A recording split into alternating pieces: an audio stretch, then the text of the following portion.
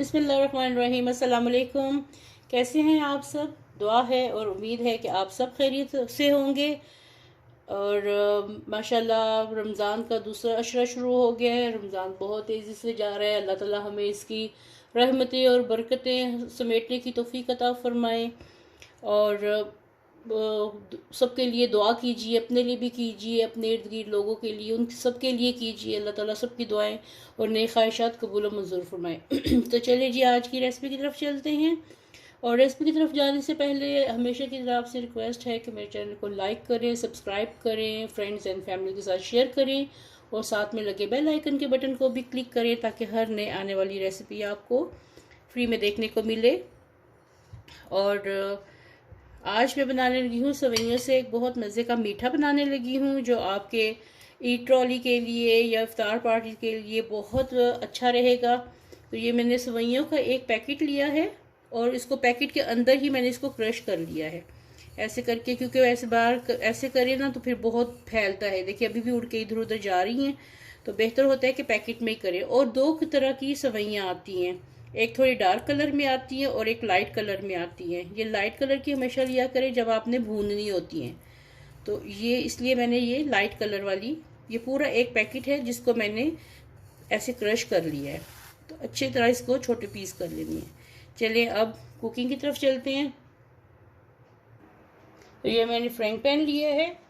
Frying pan मैंने इसलिए लिया है कि ताकि आपको सही तरीके से ये नज़र आए। और इसका चूल्हा ऑन कर देते हैं।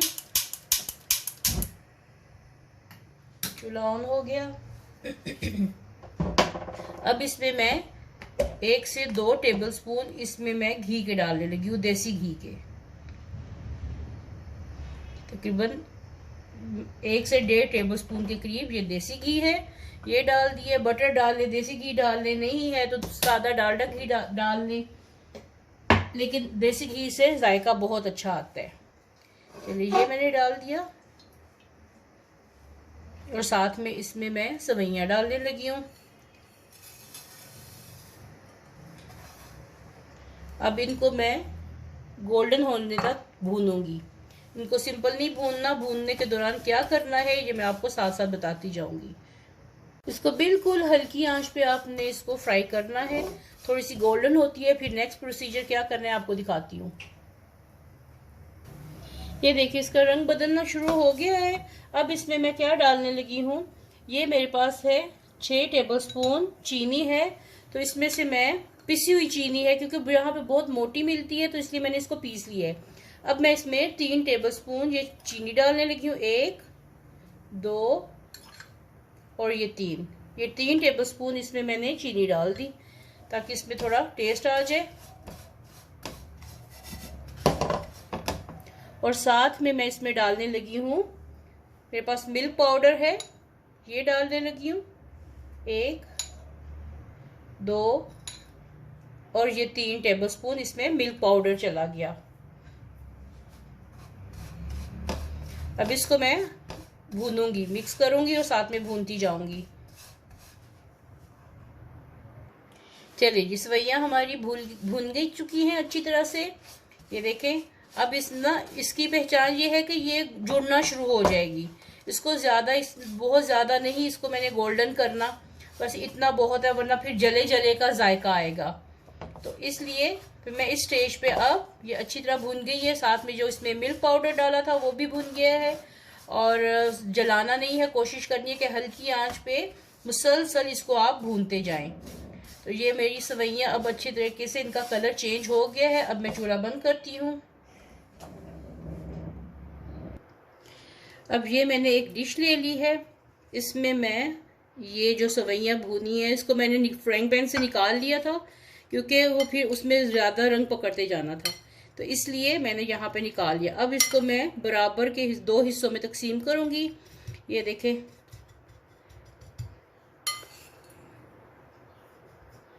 इसको अच्छी तरह नीचे बेस बना लेनी है।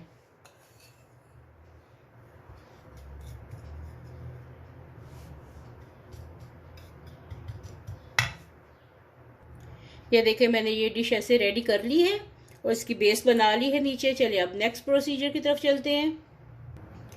ये एक सॉस पैन लेके उसमें मैं 2 कप नाप के दूध डालने लगी हूँ। ये 1 कप चला गया, अभी चूल्हा ऑन नहीं है, और ये 2 कप हो गए।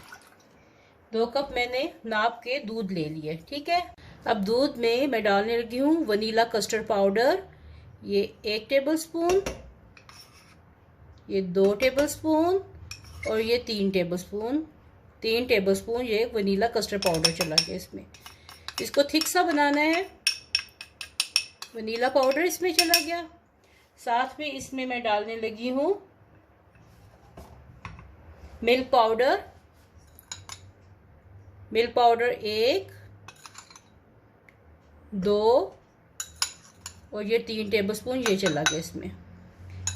और साथ ही इसमें मैं डालने लगी हूँ शुगर हस्बे जायका 1, 2, 3। ये 3 टेबलस्पून है, मैं एक और डालूंगी, 4 टेबलस्पून करूंगी क्योंकि हमें थोड़ा मीठा ज़्यादा पसंद है। तो ये 3 टेबलस्पून शुगर चली गई और ये चौथा टेबलस्पून तो टोटल ये 4 टेबलस्पून हो गई। चलिए जी, अब इसको अच्छी तरह मैंने इसमें डाल के कस्टर्ड पाउडर, शुगर और मिल्क पाउडर, मैंने नीडो लिया हुआ है, आप कोई सा भी मिल्क पाउडर लेके वो डाल सकते हैं। इसको अच्छी तरह मैंने मिक्स कर लिया है। अब इसको पका लेते हैं। चूल्हा मैंने जला लिया और हल्की आंच पे पकाना है ताकि ये नीचे लगे नहीं। और साथ साथ मैं इसको हिलाती जाऊंगी ताकि ये नीचे लगे नहीं। चलें इसको पकने तक ये दिखाती हूँ फिर। और जो लोग मेरे चैनल पे न्यू हैं उनसे रिक्वेस्ट है कि मेरे चैनल को लाइक करें, सब्सक्राइब करें और शेयर करें फैमिली एंड फ्रेंड के साथ, और बेल आइकन के बटन को भी क्लिक करें और वीडियो को एंड तक देखिएगा। ये बहुत अच्छी रेसिपी है आपकी ईद ट्रॉली के लिए, ईद के लिए और इफ्तार पार्टीज़ के लिए।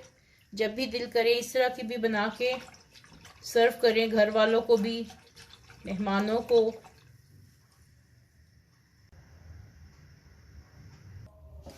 ये कस्टर्ड हमारा गाढ़ा हो रहा है, बस इसको थोड़ा सा और पकाऊंगी। ये देखिए इसमें बबल्स आने शुरू हो गए हैं।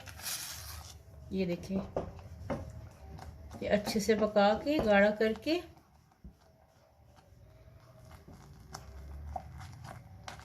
ये बस। अब इसका मैं चूल्हा बंद कर देती हूँ। अब ये जो मैंने डिश रेडी की थी, नीचे सेवइयां लगाई थी, अब ये जो कस्टर्ड बना है ये इसको इसके ऊपर डाल देती हूँ।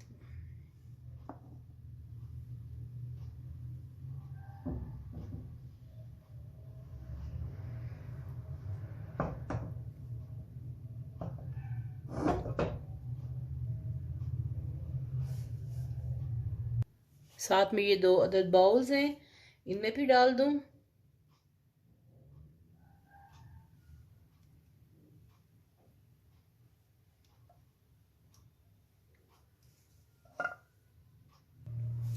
और ये इसमें कंप्लीट हो गया। और अब ये थोड़ा सा मैंने आधा नीचे लगाया था और थोड़ा सा ये बचा लिया था। अब ये मैं इसके ऊपर डालने लगी हूँ।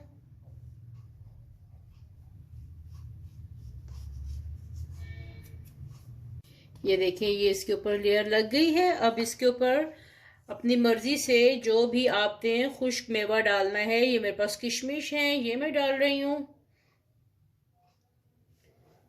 इसको खूब ठंडा करें, फ्रिज में रख के खूब ठंडा करके फिर अपने मेहमानों को पेश करें। ये थोड़े से बादाम हैं, बादाम डाल रही हूँ। आपको आज की रेसिपी कैसी लगी ज़रूर बताइएगा और कमेंट बॉक्स में बताइएगा कि कैसी लगी है आपको आज की रेसिपी। मेरी रेसिपी पसंद आए तो लाइक करें, शेयर करें, कमेंट करें और मेरे चैनल को सब्सक्राइब करें ताकि हर नए आने वाली रेसिपी आपको फ्री में देखने को मिले। वीडियो देखने का बहुत बहुत शुक्रिया। Thank you. अल्लाह हाफिज़।